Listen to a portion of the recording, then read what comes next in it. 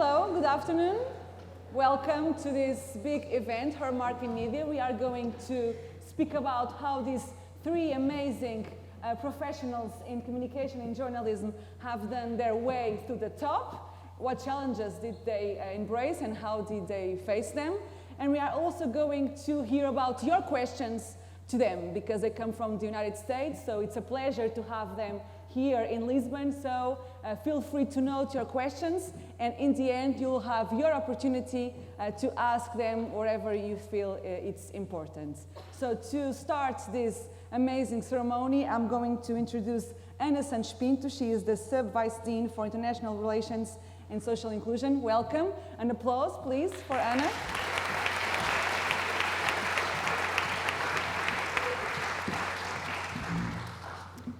Her Excellency, Madam Radi Sharon Levine, Ambassador of the United States of America in Lisbon, distinguished colleagues from NOVA University, particularly from the Faculty of Social Science and Humanities, esteemed speakers and moderator of this session, dear students and guests from this event, ladies and gentlemen, it is my honor to welcome you this afternoon on the behalf of the Dean of the Faculty of Social Science and Humanities, Nova University of Lisbon, Professor Luís Batista. I want to begin by thanking to my colleagues of the Department of Communication Sciences and from Nova Institute of Communication for co-organizing this inspiring event in such a timely topic. And want to express our deep gratitude to the Embassy of the United States of America, represented by Ambassador Chandi Raron-Lavine, from wavering commitment in providing an available support to our activities.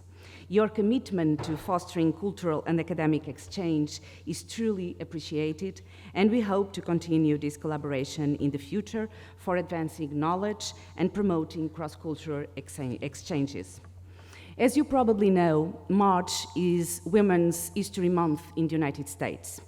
In this occasion, to honor the trailblazing women who have paved the way for progress and the suffragettes who fought for women's right to vote, to the women to the civil rights movement, who refused to be silenced.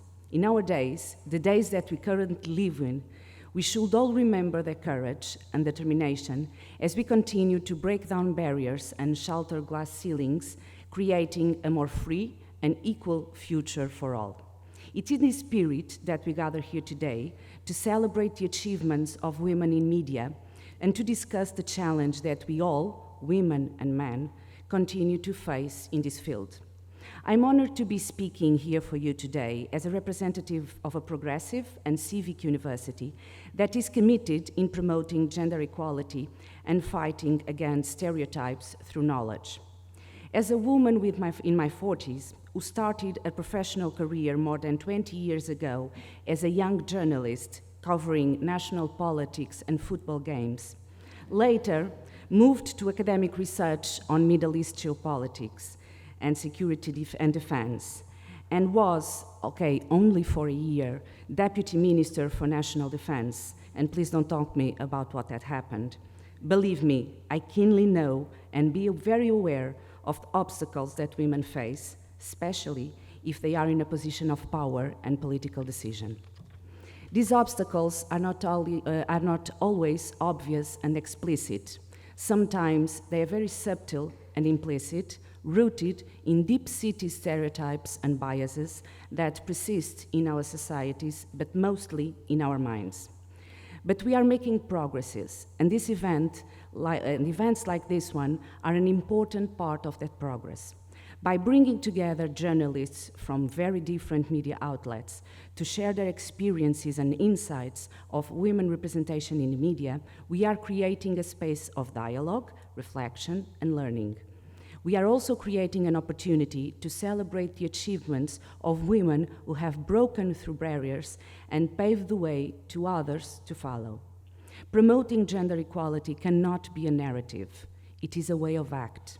It is a way of conceiving and living in society in which we are not limited to celebrating symbolic dates as the International Women's Day that we commemorated yesterday, or to state the importance of the topic on public agendas. It means practicing on a daily basis gender equality. First, we can practice gender equality by challenging assumptions and stereotypes. For example, gender equality is not an issue that essentially concerns women or must be given a binary logic, which distinguish men, women, and, for example, non-binary people.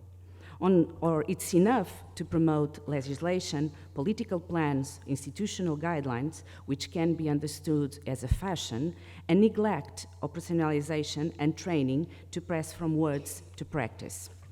Gender equality is closely linked to the protection of individual rights, collective rights, indeed, the most fundamental human rights of men, women, and non-binary people, aiming at a cultural and multigender society with equal opportunities for all, regardless their gender identity. Building a society with these characteristics has, in universities, such a fundamental role, because when men, women, and non-binary people have access to education and knowledge, but also socialize in a multigender environment, as well as health and economic opportunities, they will better able to exercise their rights. And how can you do it? Through producing knowledge, contributing to changing behaviors, and leading by example. As a teaching university, and as a teaching research university, NOVA Faculty of Social and Human Science is committed to generate new insights on knowledge that can help us better understand the complex dynamics of gender relation. Through our courses and research, we can challenge the status quo and creating new ways of thinking about gender and power structures. Second, by contributing to changing behaviors, we are working to create a culture of respect, empathy, inclusivity in our classrooms, in our research centers, and in a wider community. We are engaging our students and a wider community to promote a culture of values, diversity, that recognize the contribution of all. By finally, leading by example. We are committed to ensure that our own practice and policies reflect the commitment to gender equality and social inclusion, promote gender balance in our leadership positions, and knowing that we have a long way to go on that matter, to ensure that our hiring practices are fair, inclusive, and to create an environment free from harassment and discrimination. The work of promoting gender equality is not just about achieving parity or breaking down barriers. It is about empowering future generations to be agents of change and to shape a more just and equitable world. And the media has certainly a critical role to play in this process. By highlighting the stories and experience of women, and by challenging stereotypes and biases, we can create a more diverse, inclusive mediascape landscape that reflects the richness and complexity of our societies. Let us continue to work together, to support each other, and to inspire our next generation of women, men, and non-binary people to make their own mark in media and beyond. Thank you.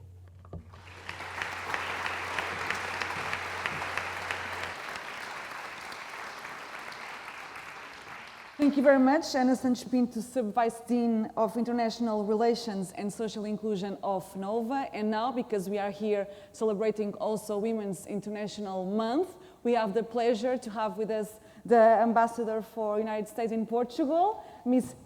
Randy Levine. Welcome to our stage. An applause. Let's hear some words for you.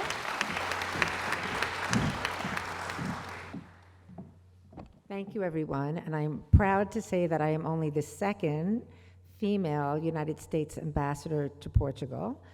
Elizabeth Bagley was here in 1994, and she actually just is on her way out to Brazil. And in America, the Biden-Harris administration, I'm happy to say, we talk the talk and walk the walk, and I am the proud leader of a country team that is 90% women. So I'd actually like to start off by acknowledging all of the women from the embassy who are here supporting me today. If you would please stand, and if you could please give them all a round of applause.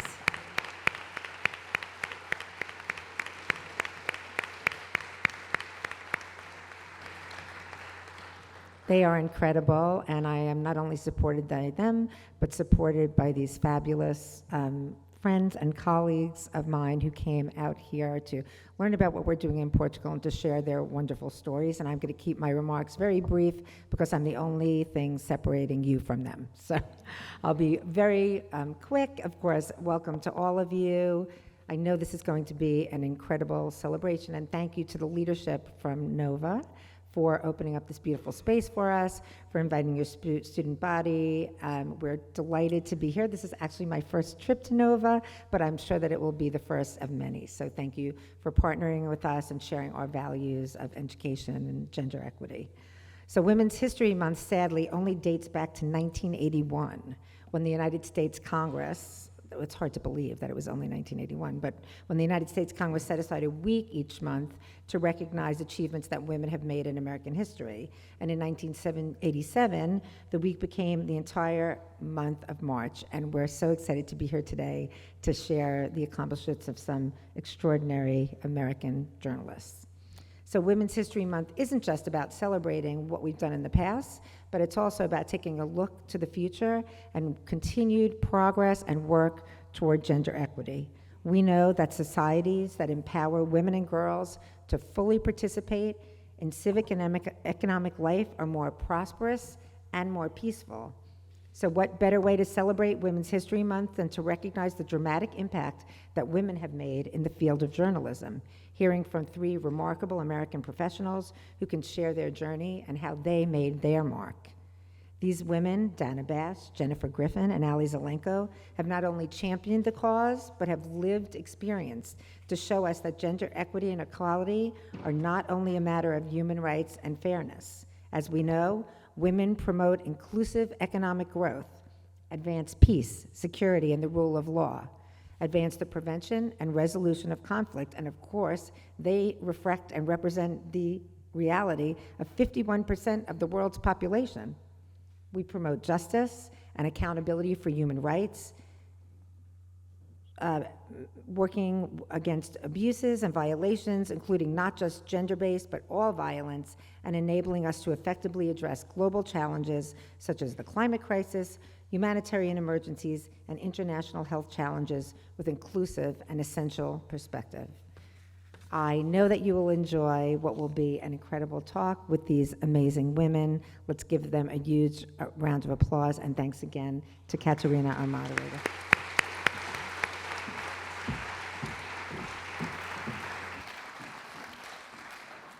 Thank you very much, the U.S. Ambassador in Portugal. Thank you for being here with us and for helping us hosting this event.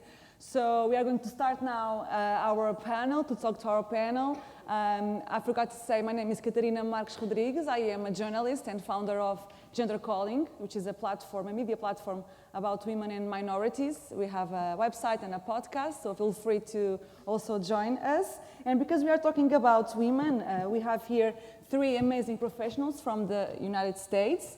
Here we have Jennifer Griffin. She is National Security Correspondent for Fox News Channel.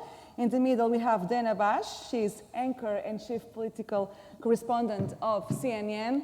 And then we have Ali Zelenko. She is Head of Strategic Partnerships for NBC News Studios. And here in the audience, just to let you know, we have students from the first degree of communication, right? But also political science and international relations. Is there any other course from the first degree? No? And then we also have Master of Journalism, right? Who's from the Master of Journalism? Put your hands up, okay. Don't be shy, higher, okay. So we have here professionals that are now learning and in the courses of journalism and communication, but I'm sure that some of them are not sure about what they are going to follow, to be. Is there like more journalism, more strategic communication, more consultancy? There's a lot of doubts in these ages. So my first question for you would be, how did you know that you wanted to be a journalist, Jennifer? Oh, thank you. Let's see. Is this on? Yes. Well, I started, it's interesting because when I was probably about the same age that you are in the audience, I was a sophomore at university, and so I was 20 years old, and I decided to take a year off from university and to go to South Africa. It was 1989, and apartheid was still in place. Nelson Mandela was still in prison in Robben Island. And I decided to go because there was a professor who was the editor of the black newspaper in Soweto called the Sowetan. And he said if I came, I could work at the Sowetan and cover the townships and see what was happening, the transition that was happening in South Africa. So on my way down, actually, I stopped in Portugal. And that was the last time I was here in 1989. And it's a bit different now. It's a bit different, but it was a wonderful beginning of my journey into Africa. And over the next course of a few years, the first months were very intense. History was happening before my eyes. I went to Mozambique. The civil war had just ended, and my husband and I were covering he wasn't my husband then, he became my husband. He was an Associated Press journalist at the time. And so fast forward, I fell in love with not only the war photographers and the war correspondents and the people, some of whom who had served in Vietnam and were really storied journalists and characters. It was just so exciting. And so when I graduated, I went to Harvard University, and when I graduated, my father gave me a little bit of money, and it was supposed to last so I could start as a freelance journalist in South Africa. And when I got down to Johannesburg, my then boyfriend said, "Oh, great, glad you're here, but I'm going to Mogadishu," because it was 1992, and there was a famine that summer, and he was going to cover the famine. Remember, at this time, there were no cell phones, there was no internet, there were no computers, and so there was going to be no way to communicate. And I took that money, the graduation money from university, I bought a ticket to Nairobi, and I negotiated my way onto a flight into Mogadishu. And at that time, I was not an accredited journalist, I was just somebody with a student ID, and I was negotiating with the drug dealers, the khat dealers, who had a small plane, and you could pay your weight in khat to get flown into Mogadishu. And so there were no commercial flights, the war was going on, there was a lot of shooting around the airport, and I flew into Mogadishu.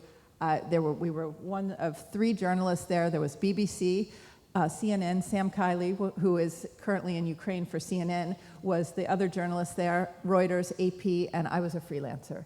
So from that point on, began a journey, 15 years overseas, Pakistan, Afghanistan, Cyprus, Moscow, and then 7 years in Jerusalem. So you fell in love with telling stories where things were actually happening. Yes. Right.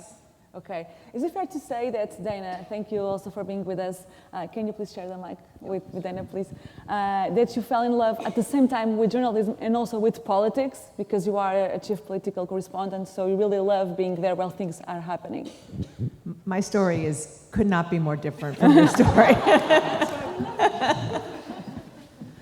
Like, a lot less courageous.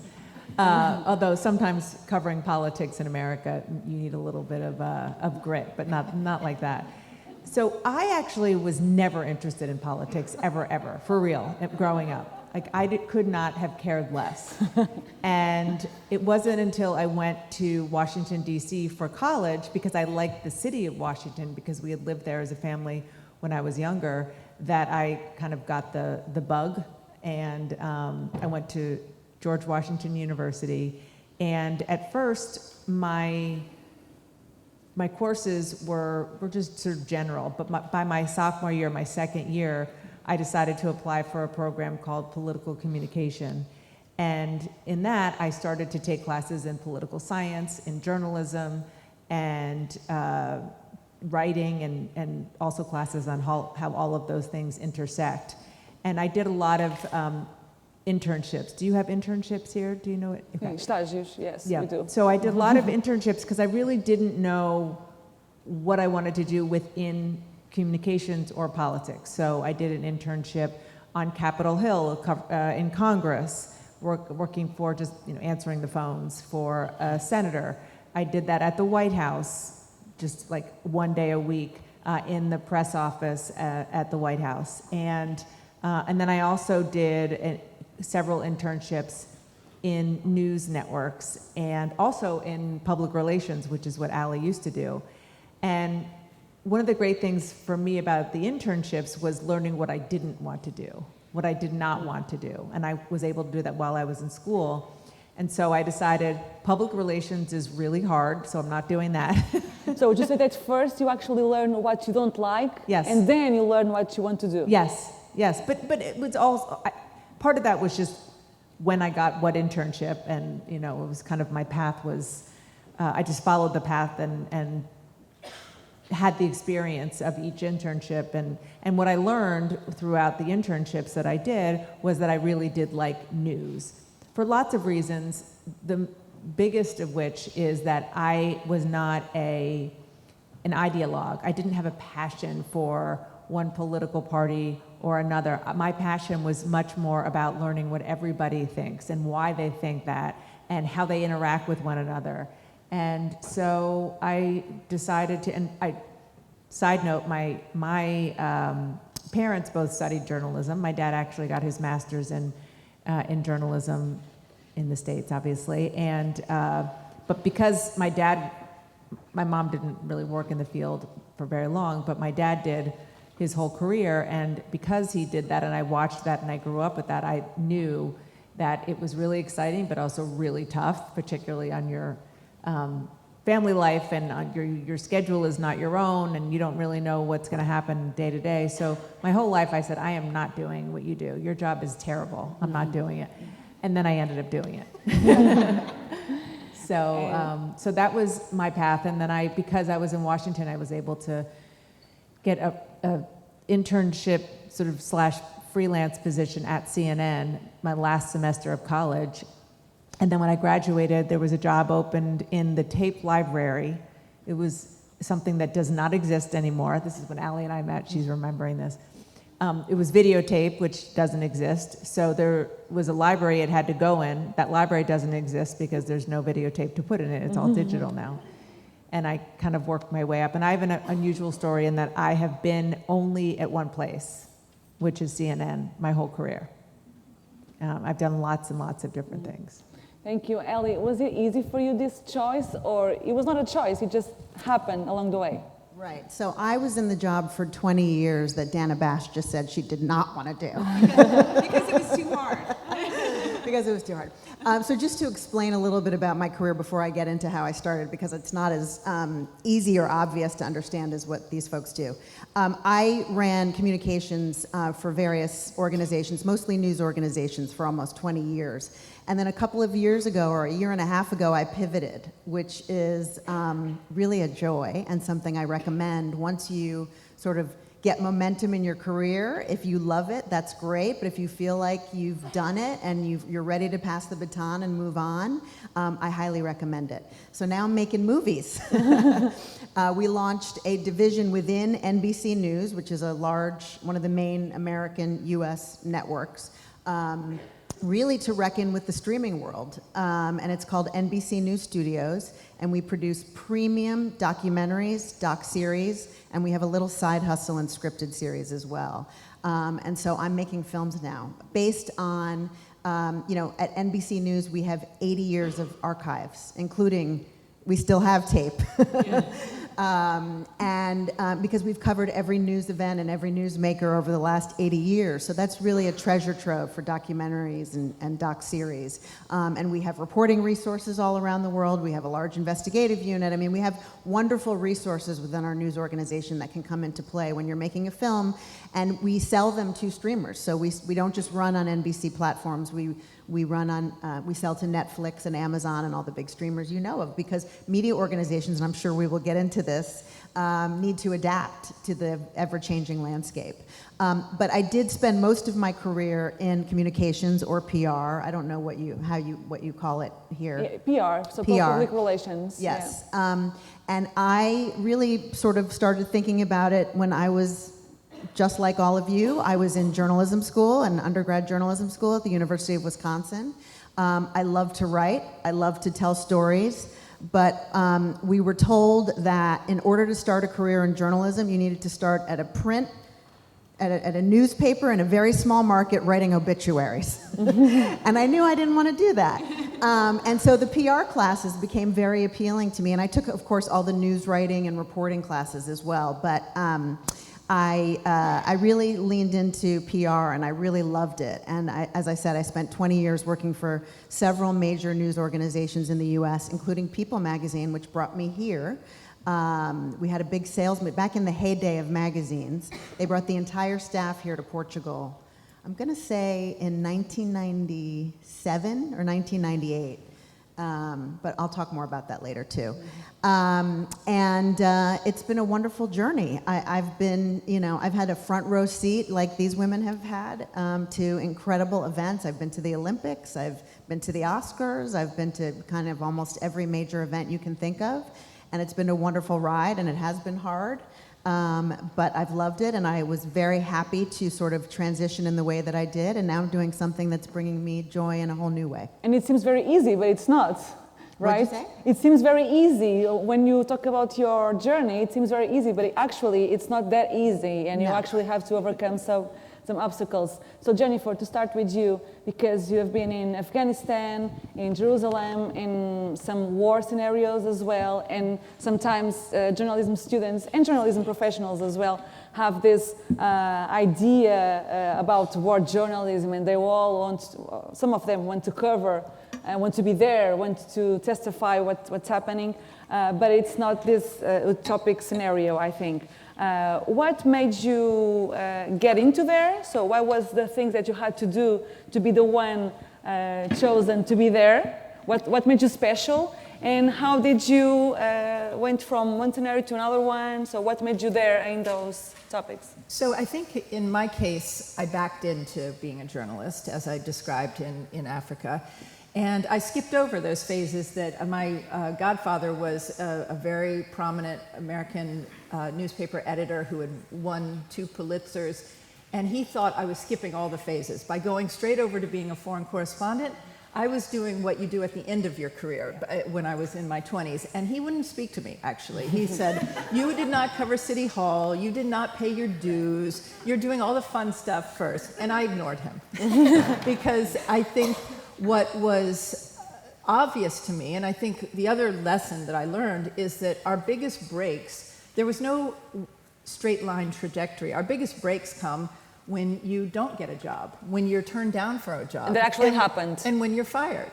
So the best thing that happened to me was that I had volunteered. I also, because I was freelancing and I was basically following a boy, I was following a boyfriend who was a journalist, I was freelancing, and so I needed to make money and sell stories. So I needed to learn how to sell stories.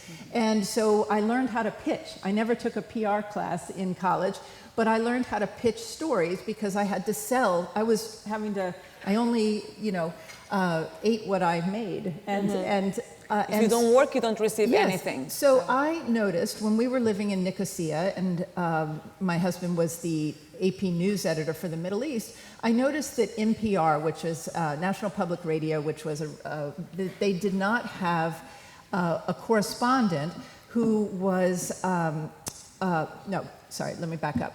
When we were living in Pakistan, there was a rule that the correspondent who worked for Voice of America, which was a government-affiliated news network, was not allowed to go to Afghanistan. And I was there because my husband was the news editor in Islamabad for AP, and so I was already there. I was freelancing. And I knew that Afghanistan, this was 1994 to 96, and it was when the Taliban were being formed during that period. It was a time when the world had forgotten about Afghanistan.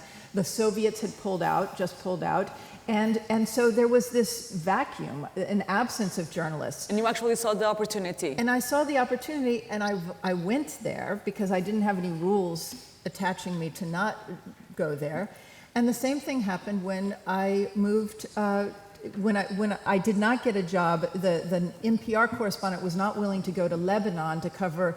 There was a war where Israel was carrying out an operation that it was a sudden overnight war in the 90s, and the NPR correspondent was, frankly, he was a male, and he was too scared to go. And I was going anyway because I was freelancing, and so I called NPR and I said, I'm already here, why don't I file for you? And I thought by risking my life in Lebanon and by really being very entrepreneurial, that they would give me a job when we were then moving to Moscow because they had an opening. And it was a male editor at the time on the NPR foreign desk who didn't think, again, that I had paid my dues. I didn't speak Russian, but I had a lot of field experience and a lot of common sense experience. And frankly, they had relied a lot on academics who had gone to Moscow to be journalists, who had studied Russian in college. I wasn't that person. I was a conflict reporter. And frankly, you needed that skill when Putin was coming to power and Yeltsin, and there was so much turmoil in Moscow. They did not hire me, and I was angry. I went across the street to ABC, started working for them, and then Fox News was started in 1996, and I just happened to be there. I had no training in television. So would you say that the first lesson that you would like to share is try to see the opportunity, but also don't be shy of asking someone or telling that you're there? Go where there aren't journalists. Go where there aren't people who are... Look for where the openings are, where somebody's not willing to go.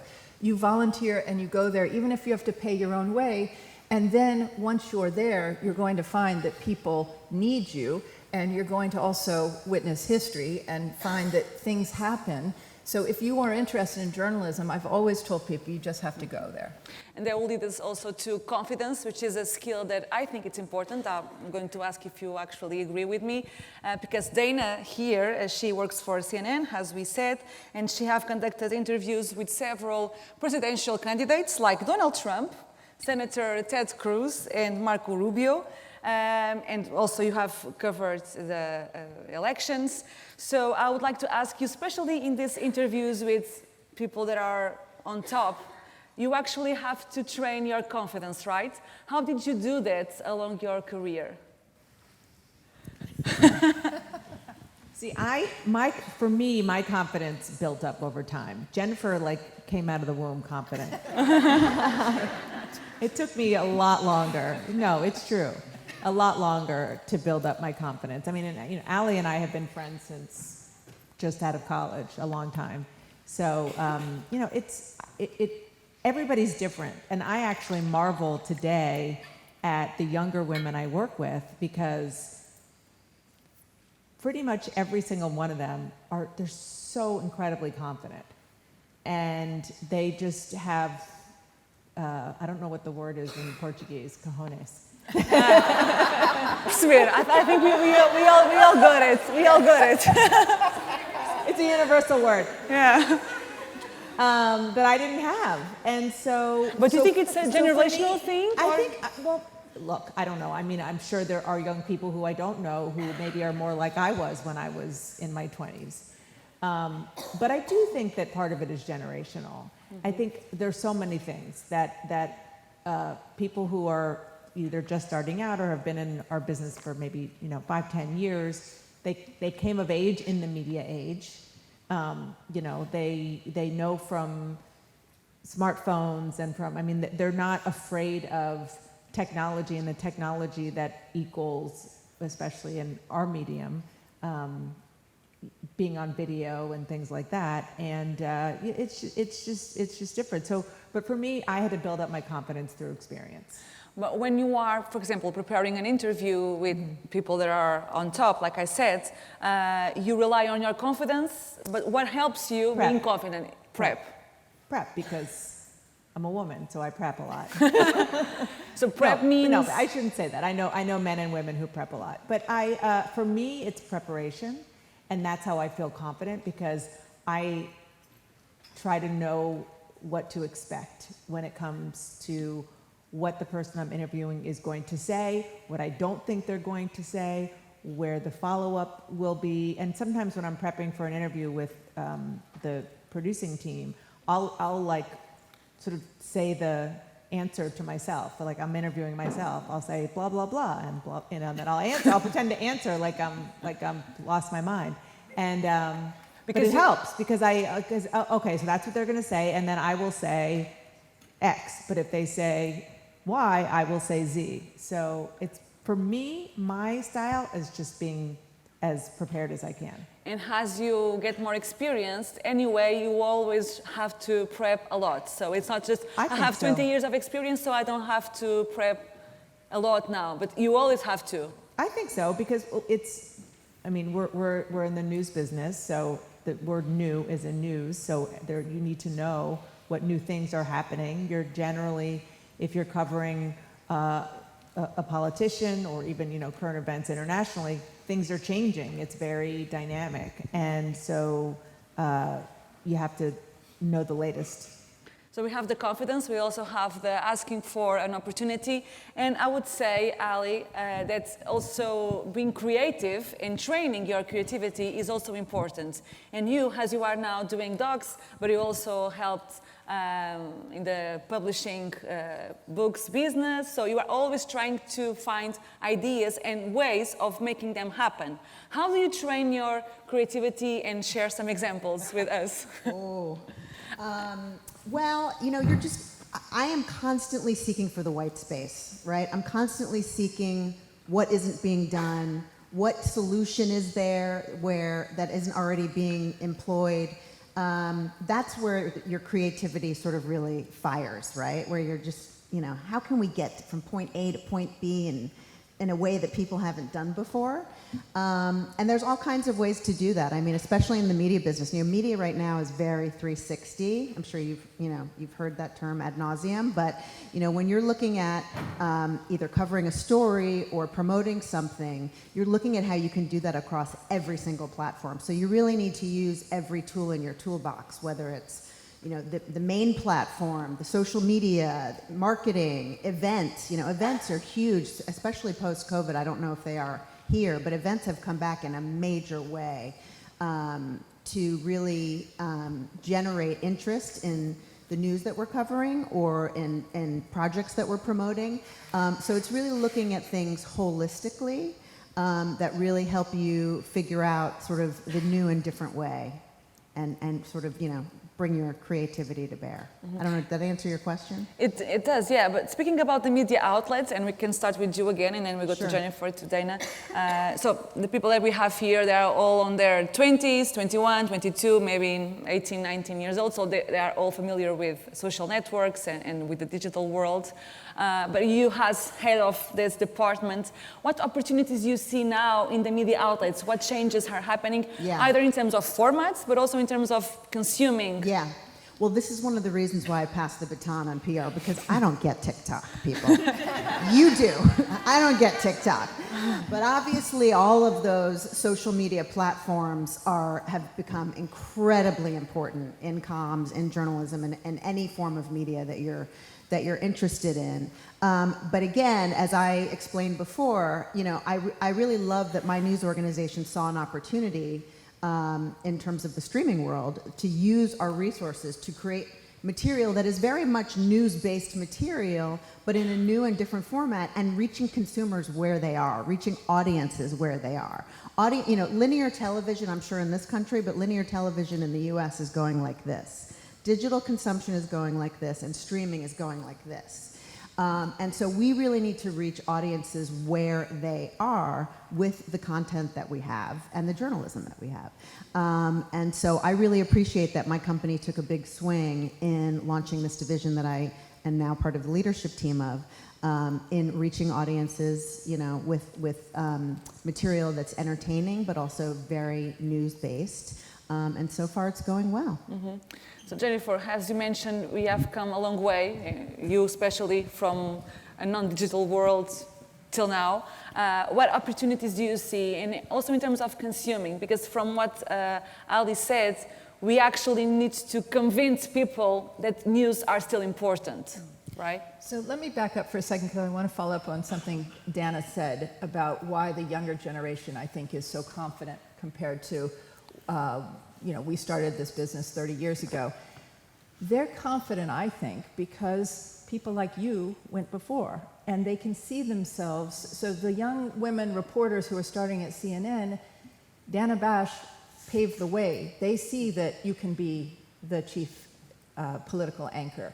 They see that you can be there. When Dana was starting at CNN, and when I was starting, you didn't see women in those roles, and you saw a pretty male group landscape ahead. There were a few incredible pioneers who are even older than we are, and When I was in my 20s and starting to cover conflict, there was one person we looked up to, and that was Christiane Amanpour. We all wanted to be Christiane Amanpour. I even wanted to figure out how to tie my scarf like Christiane Amanpour. And we all, that she was the gold standard, and she really, sort of broke through. There were many wonderful war correspondents who were female in Vietnam and in World War II, but, that was before our time. So having people who you see have done it and paved the way, and having women in those leadership roles in your news organizations, that's why those young women are so confident now. Mm-hmm. They don't have to fight as hard as we did. Mm-hmm. And then in terms of the TikTok generation, I don't understand TikTok, and I'm happy not to understand TikTok because TikTok, and I tell my kids this, who are your age, in their 20s, TikTok is a Chinese spying tool. Yes, they are stealing your data, they are manipulating you, and they are going to use that, and we don't know how they're going to use that. And it is a very, very serious issue. It's being debated right now in Washington, whether to ban it. It's already being banned on government devices. But that's a little different from social media. You can't ignore social media. And so myself as a journalist, and I think what Ali's describing is how do we repackage news so that people actually are informed, interested, entertained, and know what's going on in the world, because we can't afford a world where people don't know what's going on. That's when autocratic leaders like Vladimir Putin take advantage of populations, or populist leaders like we've seen rise in the United States take advantage of their population when people stop paying attention to news. So it's very important to repackage. I am on a cable news station. I know our average audience viewer in terms of ratings, I think the average is 70 years old. 70. That means, no, 70. 70, yeah. That means that half of our audience is over 70. That means they're not going to be the future. So as much as I respect that audience, we do have to reach young people. And so what I do when I have a news story, and I cover national security, so it's often issues that I know at 6 p.m. a young person is not sitting in front of a television. So I take my piece that I do for television, a 2.5-minute piece or 2-minute piece, and then I repackage it into radio. I do a radio, and so I know people driving home, they might hear it on the radio. I take the key elements of that piece and I put it on Twitter. I break it down into the most interesting bits, and then I link to that piece that has just appeared at 6 p.m. so that people can watch it on their phone as they're doing whatever they're doing.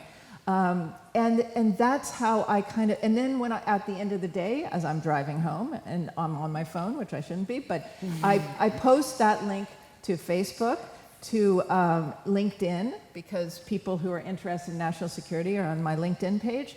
And that's how I in the military, we call it force multiplication. You want to broaden your message and broaden the way you want to go to the people and take your message to them. Okay, so you also have to have like a plan, which is automatic, of course, after a while, but you have to know what you need to do so that your work is broadly delivered.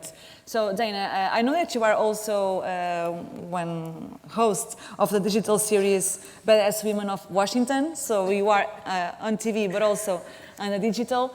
Do you also see the importance of trying to explore new formats to achieve also new public?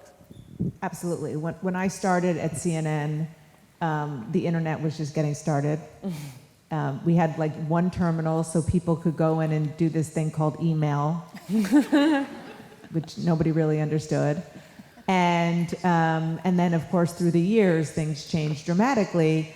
And particularly when I was a correspondent covering Capitol Hill and campaigns and the White House, as the years went on, my job was not just to stand in front of the camera and talk or write a piece incorporating the day's news to put, I don't know if any of you guys are in broadcast broadcast journalism school here, but voiceover to pictures to sound bites to write a script and do all that.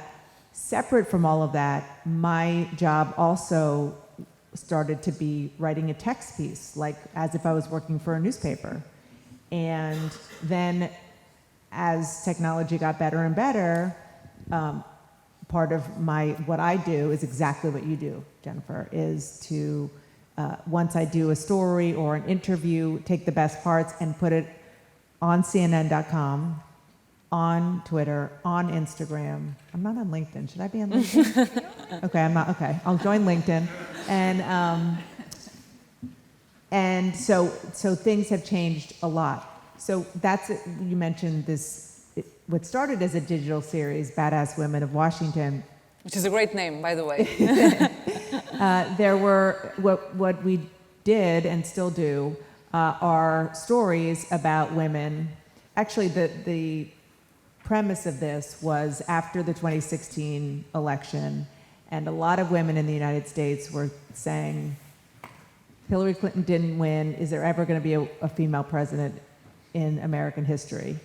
And so I was talking to some people I work with and said, okay, there's no female president right now, but there are a lot of really badass women in Washington, whether it's in the Senate, in the Pentagon,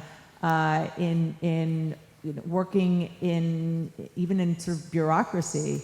And we should highlight them because they have been here and they're doing great things. So that's where it started. And so there are these sort of long video clips on CNN.com, but then we also put it on television. So it is cross-platform. Yeah, And that's really key. Speaking about gender inequality in media, sometimes it's hard for some people to understand what are we talking about, because when we see, for example, the journalism students, we see that there's a lot of women, and when we see, for example, TV, we see that there's a lot of women covering issues. So when we talk about gender inequality in media, what actually are we talking about? Are we talking about leadership roles? Are we talking about role models like you are, but we still have a lack of those female models? For example, in Portugal, we don't have a lot of directors of media that are women. So in the United States, that's not an issue anymore. I'd like to actually hear what my colleagues have to say here, because my experience was so different because I was in the field and I wasn't in an office setting. If I had been in my 20s in an office setting, I would have had a very different experience at Fox News, particularly. And so I really sort of dodged that bullet of having any institutionalized sort of male-dominated experience, because I used my advantage of being a woman in the Middle East and in Africa, but particularly the Middle East, by going places that my male colleagues couldn't. So if I was in Afghanistan and I'm in a village, culturally, the male journalists could not go and speak to the women. They were in Purdah. They were in a separate part of the house or a compound. And I learned so much more because I had a full 360 degrees of access in those Middle Eastern countries. And I was always treated with respect. I always was, when I was pregnant in Israel during the Intifada, and I would go to the Gaza Strip, and it was, there was a military, was surrounding Gaza, and there were often airstrikes, and I wore a flak jacket, and I was pregnant, and my belly was out to here. That was a kind of great equalizer. It broke the ice with a lot of men. If I was interviewing the head of Hamas, it was kind of took them aback that a pregnant woman was asking them questions who was wearing who brought a flak jacket. And I used that to my advantage. So I always experienced, and when I started at the Pentagon, 15 years ago, I started at the Pentagon, there weren't a lot of people who looked like me in the press corps. There was Barbara Starr of CNN, who was an icon and just recently retired. And her first advice to me, she had covered 9/11 from the Pentagon, and I had worn some high heels that day to work, and the Pentagon is a big place, and you're doing a lot of walking. She said her best advice was, make sure you get a pair of tennis shoes, because on 9/11, I didn't sit down for 36 hours. And so, but now the Pentagon press corps, I'd say 2/3 of us are women. It's changed. I can do the question maybe the other way around. What's the importance of having women leading the news organizations or the departments? I can speak to that because I've actually been very lucky. Most of the organizations I've worked for have been led by women. I spent most of my career with a company called Time Inc., which no longer exists, but was the largest magazine publisher in the United States. And the CEO was a woman, and most of the magazine editors were women.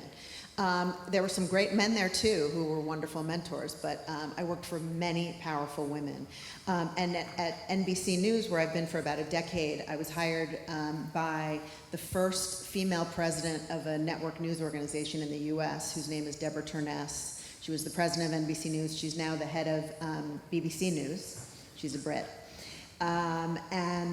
So I, from the get-go in broadcast news, and when I was at CNN, even our bureau chief was a woman who I worked closely with. So I've been very lucky in that respect. I have to say, in terms of sort of gender dynamic, is this weird? Is this microphone weird? No, I think it's in great. terms of gender dynamics in the workplace, for me personally, it has been less about gender equality and leadership, because as I said, that hasn't really been an issue.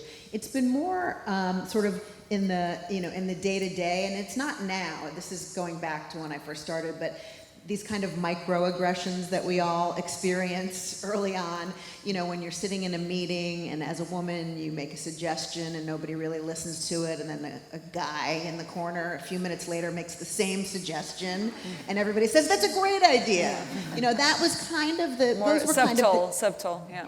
Yeah, those were kind of the gender dynamics that I experienced early on, but I feel very lucky to work for NBC News now, and our chairman a couple of years ago launched the 50-50 initiative, which is aspirational, but we're really getting towards the goal that he set, which is that the workforce at NBC News would be 50% people of color and 50% women. And it was during a moment of racial reckoning in the country that he launched this initiative, and I thought it was a really important message that not only did he make the initiative about people of color, which is incredibly important, but he also made it about women. Mm-hmm. And that's really sort of the tone that has been set at NBC News. And as we were saying at lunch earlier, most of the editorial lead positions at NBC News are women. We have three main shows. The Today Show, which is our morning show, which is our sort of bread and butter of NBC News, is not only run by women, but we have two main anchors who are women, which was the first time that ever happened in the US. Nightly News, which is our evening news broadcast, is the executive producer is a woman, and Meet the Press, which is our Sunday political affairs show and is a institution, is also run by a woman. So, and our digital leads are women. I mean, we're in pretty good shape. Always work to do, but we're in pretty good shape. Can I just tell a quick story about, if you see it, you can be it kind of thing that Jennifer was talking about? So, and I mentioned that both of my parents studied journalism, just like you all are here. My mom graduated from a school, both of my parents graduated from a school in the States called Northwestern University, and they went to the journalism school there called Medill. And my mom did very well. She broadcast news, and she graduated, and she started working for one of the local affiliates, the local stations in Chicago. And the only job she could get, she was like top of her class, the only job she could get was as the secretary to the news director, because that's what women were. They were secretaries. That's it. And one of the job requirements, it wasn't on paper, but it was sort of an understood thing, is that she would iron her boss's pants, take his stuff to the dry cleaner. I mean, it's pretty wild. And so if you think about, and the other thing that she always says to me is that there was a quota, and it was how many women in the newsroom, and it wasn't a minimum, it was a maximum. So you could get the job for the slot for the woman, one woman. And so that bred a lot of competitiveness and a lot of, some of the tropes and the stereotypes of women, fighting each other. And it's really gone now. Mm. It's gone. because there's no such thing anymore, and there are a lot of women, and there's a real sisterhood among not just the women who I work with. I mean, I've gotten to know Jennifer, and we are technically competitors, but we have so much in common. And same with, my friends who work at NBC News and at CBS. And so we are competitors, but we get along because we get each other on so many levels. And that's really nice. And having allies as well. Thank you. Can I have an applause for the three of them?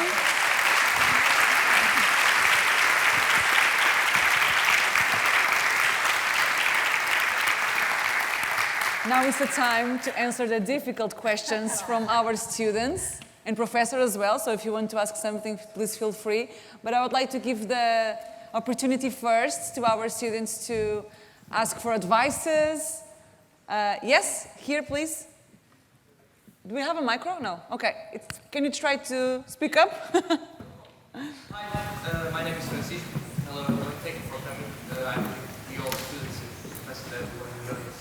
We are very happy for having you here. Not only because you are journalists, you are women, you are, like you said, you were paving the way. That's very, very important, in my opinion, the majority of people here. But because you live in a different environment of our own. So, I believe you do understand this. This question is more like for you because you are American, you work in news in America. That's the question I have to. That's why I asked you this. We here, and I believe in the US, also everywhere in the world, we work for the journalism with a sense of unbiased.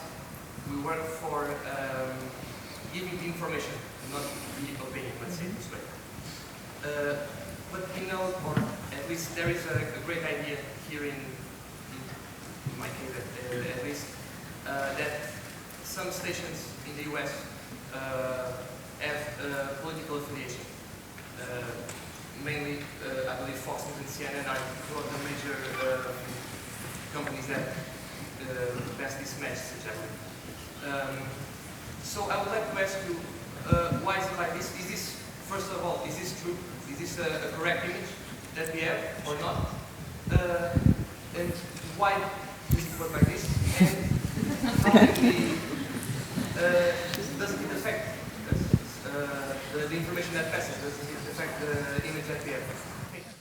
Well, first of all, thank you for the question. You're obviously going to be a great journalist. Because that's the elephant in the room, isn't it? We're sitting here side by side, CNN, Fox News. I'll address the Fox News side of it because I've worked for Fox since 1996 when they started. Yes? Let me just add something. Like you said before, when we were talking about work in the office in the beginning of your work, you said a little comment that was like in Fox News particularly. Well, I think you're excellent. I want to know your name, and you have a job. All right, you.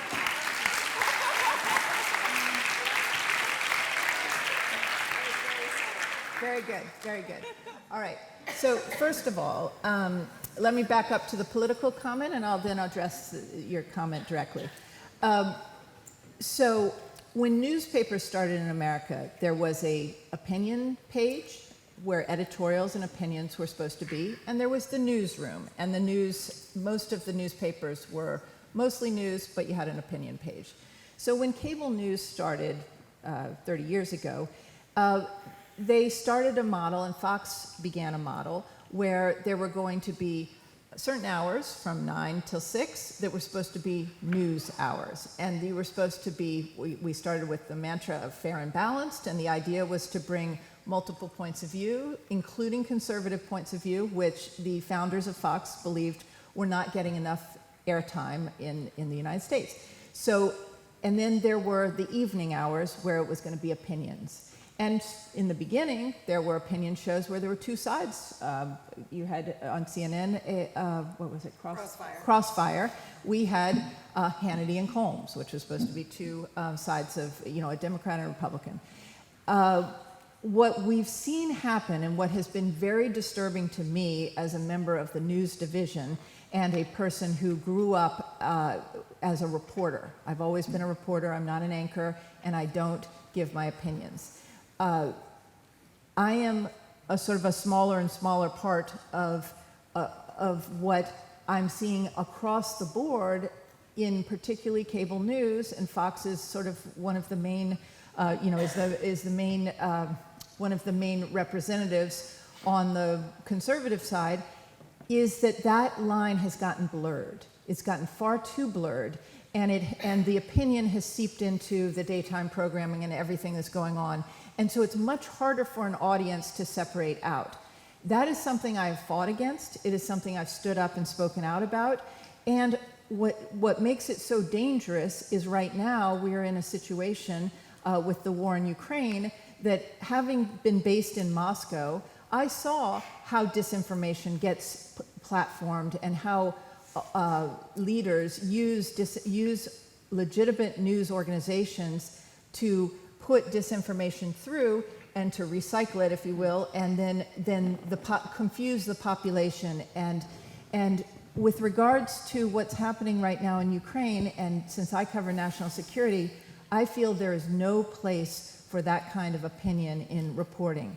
And so it is a battle that I fight every day, and on most days, it's very difficult. But I'm not comfortable watching what has happened across the board, and it has become a problem, I think, in terms of the way we deliver the news and people receive the news. Can I just interrupt for 1 second to just say that Jennifer's sort of saying this, and because you obviously read between all the lines, maybe you understand this, but I'm just going to say that, to quote a phrase, you can Google this.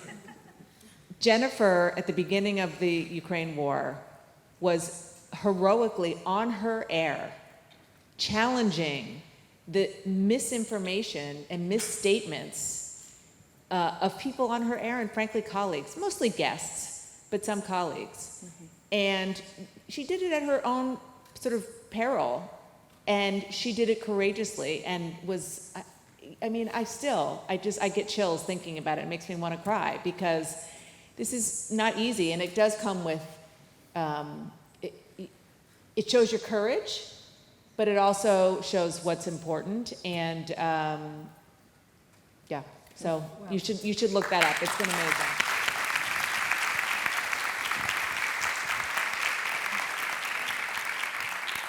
First of all, thank you. But what I would like to say, and because your question was so excellent and direct, I do want to answer you. What I did was nothing that any of us wouldn't have done. I did what we were taught to do, which is to fact check. We fact check leaders, and I found myself fact checking many people who began what I heard, and my ear is very tuned to it because I lived in Moscow and I'm very familiar with Vladimir Putin, what I recognized as Russian disinformation and talking points. And so it is our job as journalists to stand up and to try to reorient what has become a very messy news environment, whether it's political blogging or the kind of news sites that appear online that you don't know where they're coming from, but then you find out that they're actually owned by a foreign government, but you don't know that when you're reading it. You have to be very educated news consumers. It's much harder to be a news consumer now. So it's very difficult being a journalist, but it's also very hard. And there are forces at work that are, through no fault of our own, the economics of the news business has shifted. And so the bottom fell out. When I was a foreign correspondent, it used to be that everybody had foreign news bureaus. The bottom fell out when advertising went online and newspapers weren't having advertising pages that paid for them to have those expensive foreign correspondents who then told you what was happening in the field. Local news, what's happening in America right now is very dangerous, and I believe it's happening around the world.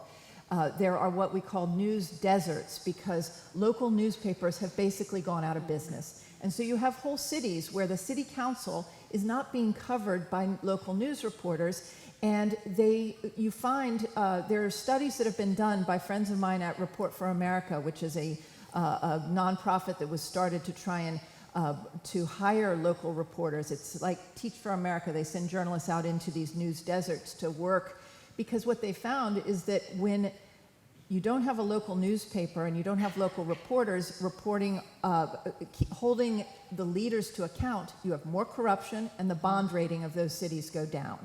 And it's a very direct correlation to not having reporters there. So the economics of our business has caused and cable news has caused the news environment to change, and I'm very concerned about it. One of the greatest things I'm worried about is how disinformation is getting into on our airways and into the news system. I will also answer what you noticed was an awkward situation. Because I was at Fox News for the past 26 years, we had a very public scandal that involved what is now known as the Me Too movement.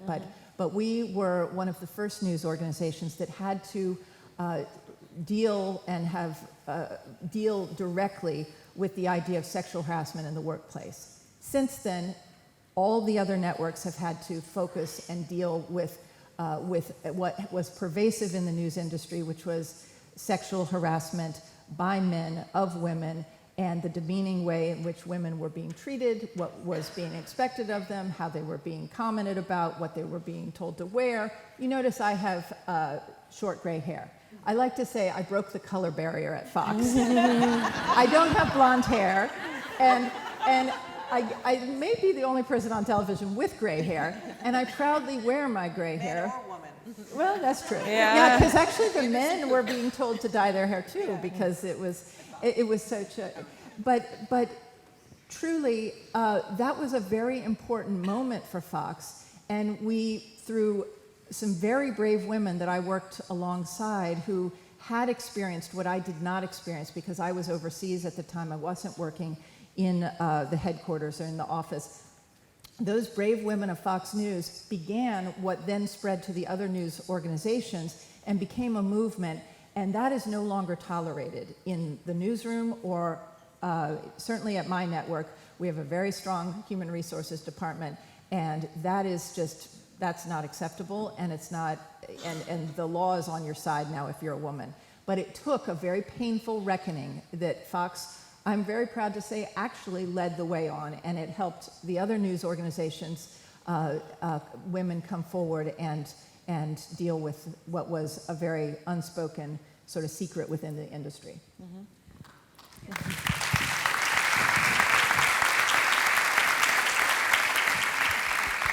Wasn't the segue I was going to respond to, but I will just add at NBC we've had some high-profile cases along those lines too, and have very strong HR in place now as well. I just wanted to go back to your original question about opinion and news, and going back to Jennifer's original example about newspapers in America having news coverage and opinion coverage. That does still exist within our organization as well. I think the key is transparency. Right? You have to be really transparent about what is opinion. And as long as there is that transparency, it's not a bad thing to have opinion alongside news. But if you don't have that, then you do have these shady sites, creeping in, appearing to be legitimate news organizations, and that becomes disinformation. But I think, just separating the news and the opinion, but making sure that it's uber clear that it's opinion is the key. Thank you. Can I have more questions from here? Okay, I have one here and one there. Maybe there first, yeah? Yeah, I'm going to not let everybody pile on Jennifer so we can take No, I mean, January 6th was I've run out of adjectives for it. Absolutely horrifying for so many reasons, and just on a personal level. I mean, I covered Congress on and off for 20 years, and so those hallways where you saw the people, never mind the Senate floor and the House floor, I mean, I walked those halls thousands and thousands of times. I knew every nook and cranny of that area, and to watch, and I've always felt so honored and lucky to be able to be every day in what we call the People's House, and it really is. And I still can't believe that it happened. And it did happen because of a very intense misinformation campaign led by the President of the United States. I still can't believe I have to say those words as a proud American. And we are still, it is still being litigated. The effects of it are still rippling out throughout politics and society. And it's being, you use the word reckoning. I mean, it looks like there's a reckoning happening with the contest for the next presidential campaign about how much to accept that or not. I'm not really sure that we're going to actually see at the end of the Republican presidential contest something that really does answer that question, but maybe they'll just try to put it all in the rear view mirror. A lot of that depends on what happens with Donald Trump, because he certainly isn't ready to do that. But it was very scary, and it was the ultimate, let's hope it is the climax of something really terrible, where a very deliberate campaign to lie to the American people and to convince your supporters of lies that judges across the country threw out of court, including judges appointed by Donald Trump. And so what do we do about it? Try to get the facts out there as much as possible, and try every avenue, every platform to do it. And every time you hear a lie, call it out as a journalist, particularly on that issue. And it's not easy, not easy at all. Next question here, please. Yes? Tactics, strategies. Give it to the woman who was in the flak jacket when she was 9 months pregnant. That's the question. Tactics. Okay. So,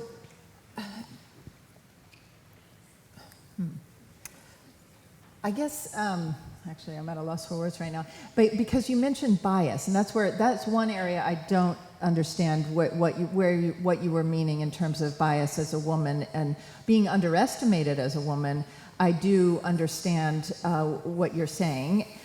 Yeah. Sorry, I was saying bias as an American. That we're coming in. The division between bipolar global community. That we're not representing, that when we're covering a foreign a news story, that we're coming in as Americans, and particularly when it comes to wars, and particularly unpopular wars, which certainly we were involved in. Iraq was a very unpopular war, and so let's see. Let me back up. I think from the point of view of being a woman in a war zone and even being an American in a war zone, I think that I go back to the old journalist maxim of show, don't tell. I don't need to tell you, I need to show you that I'm not any weaker or afraid or won't go certain places that my male colleagues will go, or that I won't ask certain questions. And so I use that to my advantage, certainly in covering the military. What happened, which I think we're still dealing with in terms of the American press corps when it comes to the post 9/11 coverage of the Iraq War, particularly, which was an optional war, and in hindsight was based on faulty intelligence. And I think what happened and what I saw, I was not at the Pentagon at the time, but the Pentagon and the US government decided to do something somewhat unusual, and they embedded journalists, the Pentagon press corps, with the military units as they went into Baghdad and into Iraq. And that embedding process, whenever you embed with the US military or with the government, and if you're going into a dangerous situation and they are responsible for protecting you, you suddenly are losing your objectivity. There is no way to remain objective if you are under fire and you're on a thunder run into Baghdad and you are with the people who are doing the shooting. That is a very unusual relationship and situation for a journalist. And I think that history will probably prove that that served the Pentagon well, but it may not have served the world well in terms of unbiased American journalism. There was a lot of jingoism at that time, a lot of journalists cheering on the U.S. military, and that's natural if you are, once you cross that line and you're embedded with the military.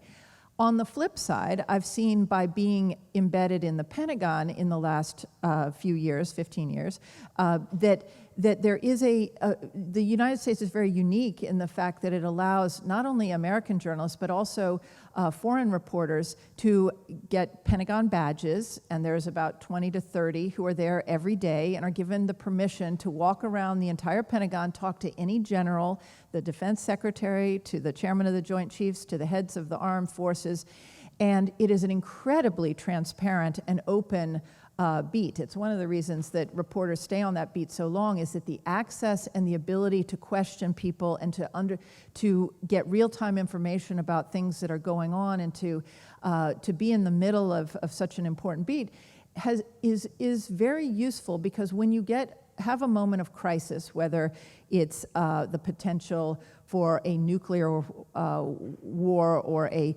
missile, an errant missile maybe hitting Poland, and you think that, is this the beginning of a war between NATO and Russia?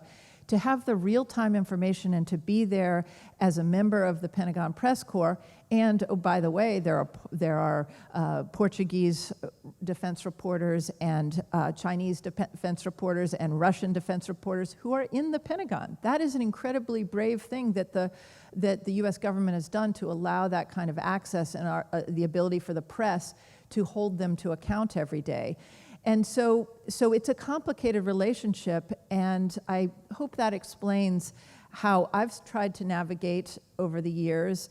And I think we as journalists every day, we're fighting bias. We're human beings, and I think human beings, we naturally, based on where we grew up, what our gender, we have some inherent biases that we have to get out of. And the best way to do that is to put your reporter's cap on, ask questions, don't give your opinion, and try to talk to as many people as possible. That's the best way to get to the truth. But it is something you have to fight. You have to actively fight against bias in order to be a good reporter. Can I have one or two more questions? Okay, I have three. One more here, and then we'll see if we have time, and I think so. Yes, please. My name is Tati, and I have actually a question for you, Jennifer, as well. So, how did you overcome language barriers when you were in the Middle East or wherever? Can you please repeat it and speak up, please? Yeah, how would you overcome language barriers, or would you only speak English to them? Like, for example, when you were going in people's houses, and what would you recommend, like, if you're not native English speaker, or, yeah, would you learn actually other languages? And, yeah. So I'm embarrassed to say I tried to learn many languages, and I tried to learn Arabic and Hebrew and Russian, and I took a lot of lessons, and I didn't get very far. So I, like many journalists who worked overseas, particularly given the pace of covering a conflict, we relied on translators and stringers, fixers, if you will. And that was a really key part of my experience in traveling around the world and being in places where I didn't speak the language.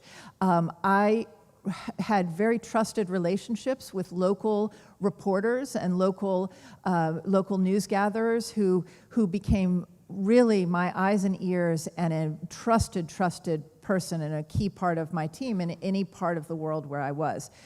We had a situation at Fox exactly a year ago in Ukraine where our team, it was a cameraman who I had worked for 20 years, worked with for 20 years in the Middle East, and a reporter who was British but working for the State Department, at the State Department covering that beat, who was in Ukraine.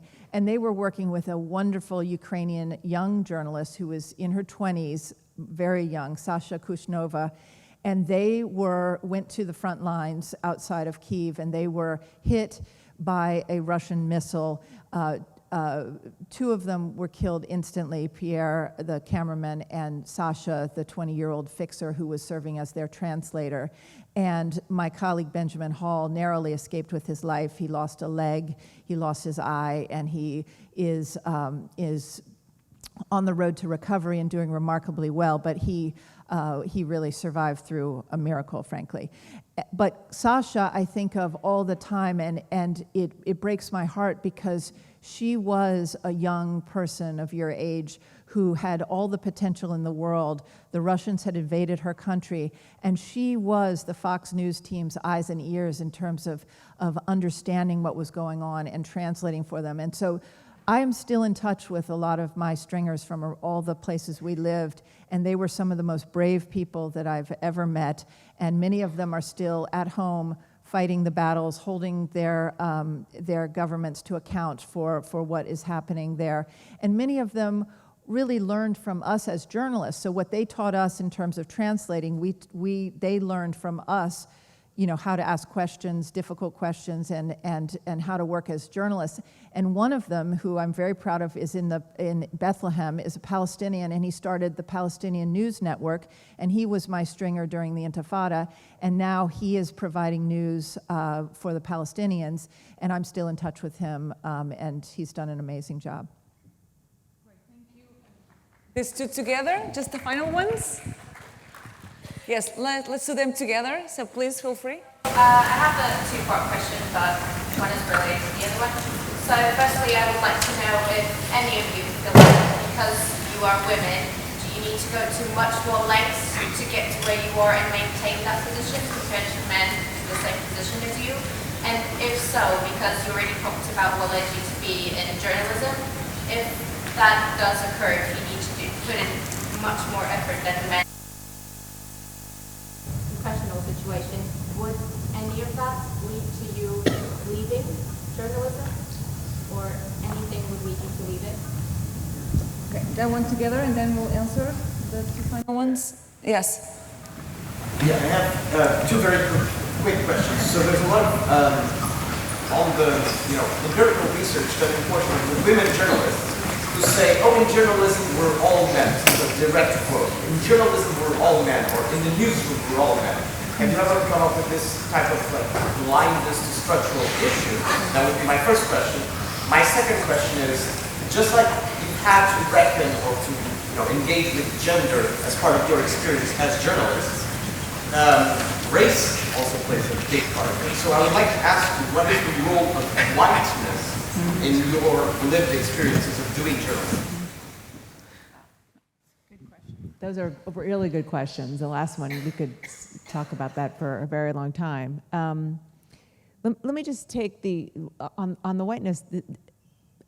Ali talked about the reckoning that's going on in the United States that, well, it's been going on for decades and decades, but even more recently with what happened with George Floyd. I don't know if you're familiar, and his murder at the hands of, or at the knee of, a police officer.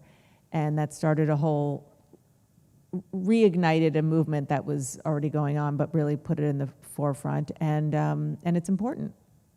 And it's important, and it continues to help white America, I think, evolve in a way that needs to happen in a country like America. When it comes to the gender question and whether I feel like I have to act like a man, no, I don't think so. I think it used to be, yes. I mean, you could even see how women used to dress, that they would only wear, a blazer and look, very man-like.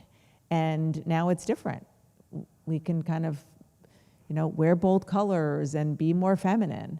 And it's because of the evolution of media, of mass media, but particularly news media, which is a good thing. And then, what did Ginger Rogers say? I do the same thing that Fred Astaire does. I just have to do it backwards in heels. There's still some of that. Adam, do you want to add something? being a man, being a... On the race issue, I would just acknowledge that I fully recognize that we are all white. And that wasn't for lack of trying. I mean, there were other women journalists from the United States of color who we wanted to be here and couldn't for various reasons, but I think it's important to acknowledge that and acknowledge the importance of having a diverse newsroom, which I know all of our organizations are committed to. It's a very big priority right now. Do you want to add something, Jennifer, about the first question? So, what it takes to be a woman? Do you feel that was something that made you less capable, according to others, to achieve certain positions? No, honestly, I think we're coming of age at a really lucky time where a lot of women had to fight really hard to break through the barriers, and we came in. And while there are certain things that we've had to fight against, I feel really incredibly lucky, and I feel that my gender is an advantage, and I've never felt it was something that was held against me or that I had to compensate for or be more like a man, if you will. But I think that came from, and I've said this in the past, I grew up playing sports, and I came of age in the 70s when Title IX was passed in the United States, which was a very key piece of legislation that allowed for, if you had a boys' sports team, you had to have a girls' sports team, and it became this sort of gender parity from a young age on the sports field. I played co-ed sports at times. I played soccer, field hockey, and lacrosse, and learning to compete on a sports field where you know, if you have skills, you're judged by if you score a goal, not by whether you're a girl or a boy. And that sort of honed some of my feeling of, you know, I can do anything, and I can do anything boys do. And I'm very grateful that I came of age post-Title IX and didn't have to wear shoulder pads in the 80s and wear suits to, you know, to blend in, if you will, as a more, you know, but it's, and you ask about race. I mean, race is a real issue. Certainly, if you look at the way I started covering the news in apartheid South Africa. I was the only white person in a black newsroom in Soweto. I was being given that role, whether it was race or elitism, coming from Harvard, or being American, being the outsider. I'm not sure if, you know, a black woman would have been given the same opportunity to go. And so I was very lucky, and I acknowledge that. Thank you so much for your presence here. Last one.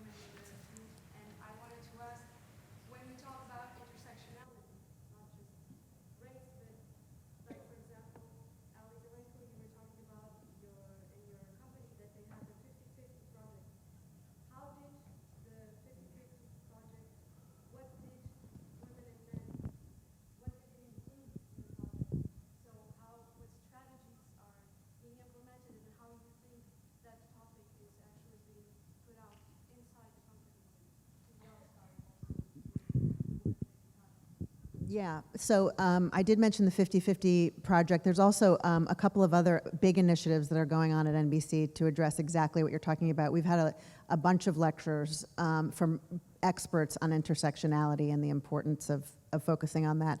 At NBC News Studios, we have a fellowship called the Original Voices Fellowship, which we give grant money, and also we offer the access to the services of NBC News to documentary filmmakers who are telling stories about underrepresented communities, people of color, LGBTQ, women, people with disabilities. We have purposely made it as broad as we can to focus on any underrepresented community that we can. So that's just one example of many, and I'm sure there are others at your organizations as well.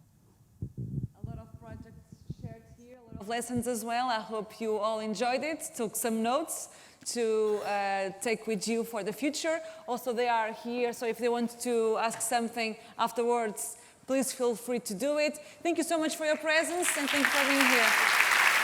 Thank you. You're an excellent interviewer. Thank you. Thank you, thank you.